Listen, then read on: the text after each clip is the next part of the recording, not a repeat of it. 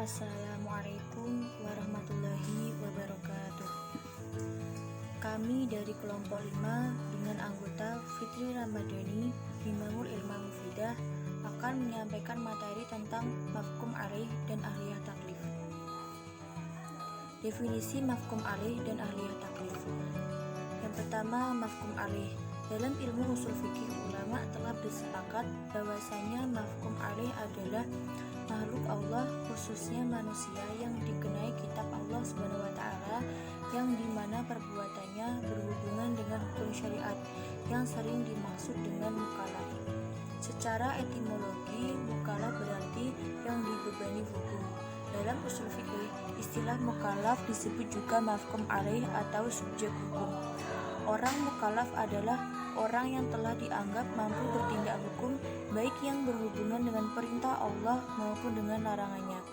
Seluruh tindakan hukum mukallaf harus ditanggungjawabkan. Apabila dia mengerjakan perintah Allah, maka dia mendapat imbalan pahala dan kewajibannya belum terpenuhi. Yang kedua, ahliyah taklif. Maksud dari ahliyah adalah sifat yang dimiliki oleh seseorang yang menunjukkan bahwa orang itu sudah sempurna baik dari jasmani maupun akalnya, sehingga tingkah lakunya telah dinilai oleh syarak. Sedangkan pengertian taklif secara istilah adalah suatu ketentuan yang menurut mukallaf melakukan atau meninggalkan perbuatan atau berbentuk pilihan untuk melakukan atau tidak melakukan perbuatan. Menurut ulama usul fikih, ahliyah dibagi menjadi dua macam, yaitu ahliyah wujub dan ahliyah ada. Yang pertama, ahliyah atau kecakapan wujub. Ahliyah wujub adalah kelayakan seseorang untuk ada pada dalam keputusan seseorang untuk menerima haknya dari orang lain dan memenuhi kewajiban kepada orang lain.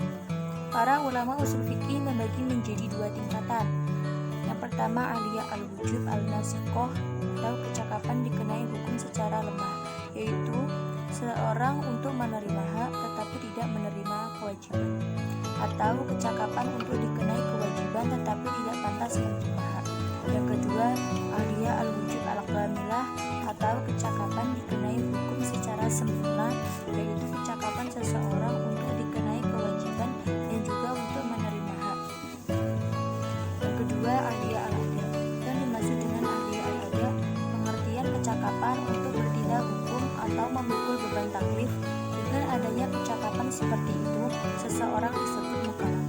Artinya, segala perbuatannya, segala perintah dan menjauhi larangan. Ahliyah ada memiliki 3 tingkatan, di antaranya yang pertama, alim al-ahliyah. Yang kedua, ahliyah al-ada nasiqoh. Yang ketiga, ahliyah al-ada kamilah. Faktor-faktor penghalang ahliyah taklif. Yang pertama, al-awarid as-samawiyah ialah halangan kecakapan bertindak hukum yang timbul dari luar diri seseorang yang bukan merupakan akibat dari kehendak dan perbuatannya. Halangan terdiri atas beberapa macam, seperti berikut: umur kanak-kanak, lemah akal atau al-atah, sakit atau al-marad, haid dan nifas, mati atau al-maut, bodoh atau asyafah. Yang kedua, al-waris al-muktasabah ialah artinya halangan kecakapan bertindak secara hukum yang timbul dari dalam diri seseorang yang merupakan akibat dari kehendak dan perbuatannya. Halangan terdiri atas beberapa macam, seperti berikut: gila atau al-junun, lupa atau an-nisyan, tidur atau an-naum, dan pingsan atau al-gila.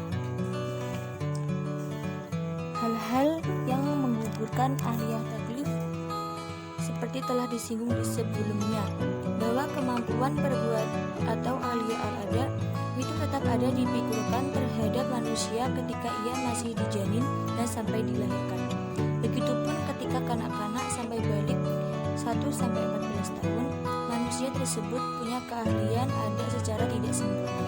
Oleh sebab itu, ada di antara tindakannya dianggap sah secara hukum, ada yang tidak sah, dan ada pula yang ditanggungkan atas izin walinya.